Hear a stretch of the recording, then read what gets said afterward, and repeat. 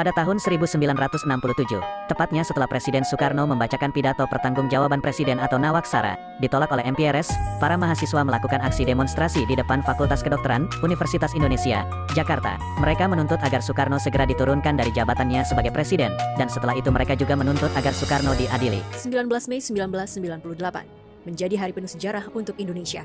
Pada hari ini 23 tahun yang lalu, puluhan ribu mahasiswa menduduki gedung DPR MPR. Para mahasiswa memenuhi halaman hingga kubah gedung DPR. Aksi ini menjadi demonstrasi terbesar yang pernah dilakukan mahasiswa selama 30 tahun terakhir di gedung DPR MPR. Dengan tuntutan reformasi, meminta Presiden Soeharto untuk mundur dari jabatannya. Tapi Gus Dur, dalam upaya mencopot Anda, siapa orang yang paling bertanggung jawab atas pencopotan tersebut menurut Anda? Dua. Siapa? Amin Rais dan Megawati. Mengapa? Hah? Tanya sana dong, gue tanya. Mahasiswa membentangkan spanduk yang meminta Presiden SBY turun dari jabatannya. Karena SBY dinilai tidak menjalankan pemerintahan sesuai semangat Pancasila. Sebab saat ini pemerintah dan perusahaan dalam negeri semakin dikuasai pihak asing. Pemerintah dinilai semakin tidak berdaya menghadapi intervensi asing. Karena hampir semua aset bangsa sudah di bawah kendali pemodal asing. Allah jadikan penguasa selalu sesuai dan pantas untuk rakyatnya. Allah jadikan penguasa yang buruk bagi rakyat yang buruk. Sebagaimana Allah jadikan penguasa yang baik bagi rakyat yang memiliki kesadaran yang baik. Dikarenakan tidaklah mungkin segerombolan tikus dipimpin seekor singa. Tak mungkin. Sebagaimana tak mungkin segerombolan singa dipimpin seekor tikus. Mustahil ya akhi.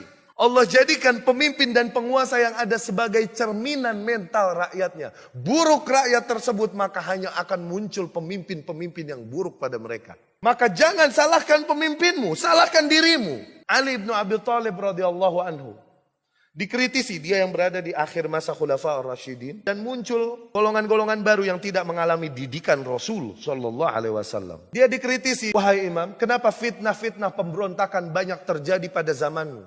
Dulu zaman Umar tidak terjadi. Ali pun menjawab dengan jeniusnya radhiyallahu anhu. Ketika Umar memimpin, rakyatnya adalah manusia sepertiku dengan kualitas diri sepertiku. Tapi ketika aku yang memimpin, rakyatnya adalah manusia sepertimu. Ajib nggak? Abdul Malik ibn Marwan ibn Yazid ibn Muawiyah ibn Abi Sufyan radhiyallahu anhu.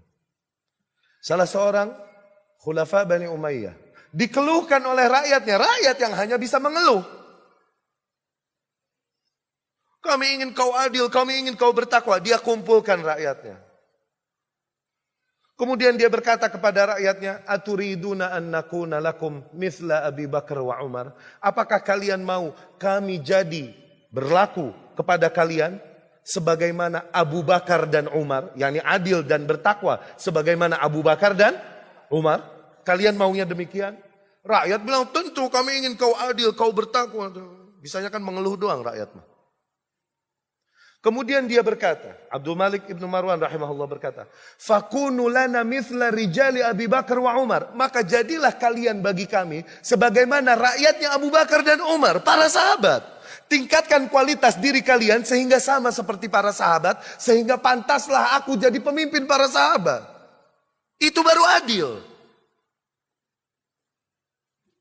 Maka perbaikan sebuah kaum demi Allah bukan dengan mengkritisi pemimpin, menjatuhkan pemimpin, merebut kursi kepemimpinan. Tidak, demi Allah. Perbaikan sebuah kaum hanya dengan tasfiyah dan tarbiyah.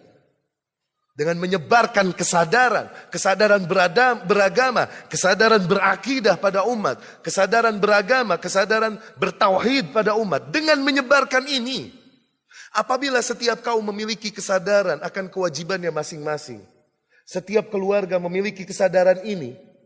Dia terapkan Islam, sunnah, tauhid pada dirinya, istri dan keluarganya. La yukallifullahu nafsan illa wus'aha. Allah tak membebani manusia di luar kemampuan. Allah tak wajibkan kita menerapkan syariat Islam di negeri kita. Susah. Di luar kemampuan. Allah hanya wajibkan kita yang bisa kita lakukan. Yaitu apa? Terapkan syariat pada dirimu, istrimu dan anakmu. Qu anfusakum wa ahlikum nara. Apabila setiap individu memiliki kesadaran ini, maka dengan sendirinya terbentuk komunitas yang baik. Dengan sendirinya terbentuk kaum yang baik. Dengan sendirinya akan muncul pemimpin-pemimpin yang baik. Berangkat dari kaum yang memiliki kesadaran yang baik. Itu perbaikan. Bukan dengan berkecimpung, masuk ke kobangan najis politik, berebutan suara. Demi Allah bukan. Dan tidaklah sebuah kaum berontak dari pemimpin yang ada, kecuali pasti kondisi berikutnya lebih buruk daripada kondisi sebelumnya. Pasti, itu sunnatullah. Ma kharajat qaumun qattu ala dhi sultan illa wa kana haluhum ba'da khurujihim aswa min halihim qabla khurujihim darbatan lazim. Tidaklah sebuah kaum berontak menjatuhkan pemimpin yang ada, kecuali pasti nanti kondisi berikutnya lebih buruk dari kondisi sebelumnya. Keadaan tidak jadi lebih baik. Dikarenakan apa? Dikarenakan keberadaan pemimpin yang ada adalah salah satu bentuk takdir Allah. Ketika seseorang menentang takdir yang ada, maka apa yang terjadi? Maka Allah pun akan beri hukuman. Dengan apa? Al-mu'aqabatu bididdil qasdi. Allah jadikan apa yang terjadi di luar tujuan mereka, di luar maksud mereka. Apakah orang yang beriman akan mengkritisi, mencaci-caci apa yang Allah takdirkan padanya kalaupun tidak sesuai dengan harapannya? Apakah orang yang beriman akan melakukan hal itu? Orang yang beriman akan bersabar dan meminta perbaikan kepada Allah Subhanahu wa ta'ala.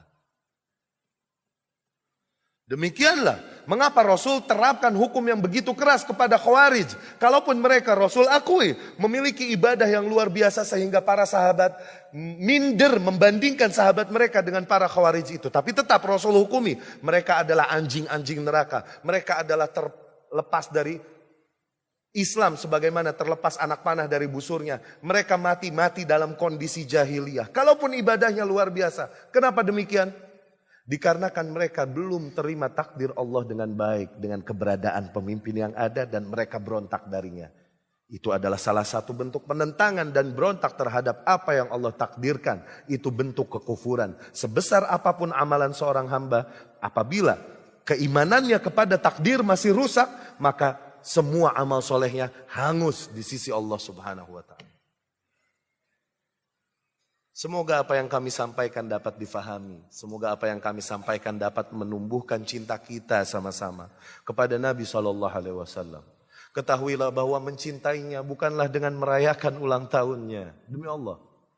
Mencintainya bukan juga dengan merayakan apa-apa yang bukan diajarkannya. Demi Allah.